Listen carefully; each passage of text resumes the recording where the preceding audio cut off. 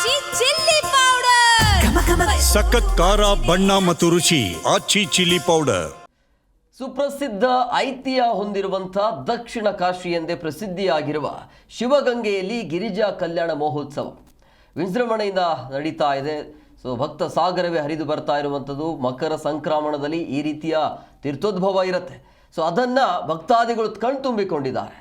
4567 ಅಡಿ ಎತ್ತರದ ಬೆಟ್ಟದ ಒಂದು ತುತ್ತ ತುದಿಯಲ್ಲಿರುವಂಥ ಒಂದು ತೀರ್ಥ ಕಂಬದಲ್ಲಿ ಇವತ್ತು ಈ ರೀತಿಯಾಗಿ ತೀರ್ಥೋದ್ಭವವಾಗುವಂಥ ದೈವ ಆ ಧಾರೆಯಿಂದಾಗಿ ಗಿರಿಜಾ ಕಲ್ಯಾಣವನ್ನು ನೆರವೇರಿಸಲಾಗತ್ತೆ.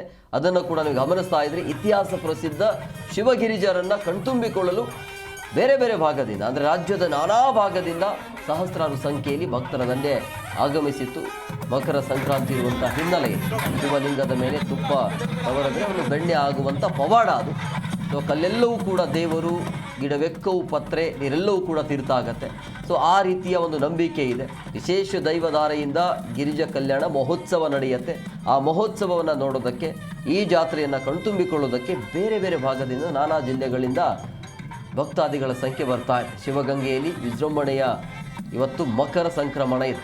ದಕ್ಷಿಣ ಕಾಶಿ ಅಂತೇಳಿ ಪ್ರಸಿದ್ಧಿ ಶಿವಗಂಗೆ.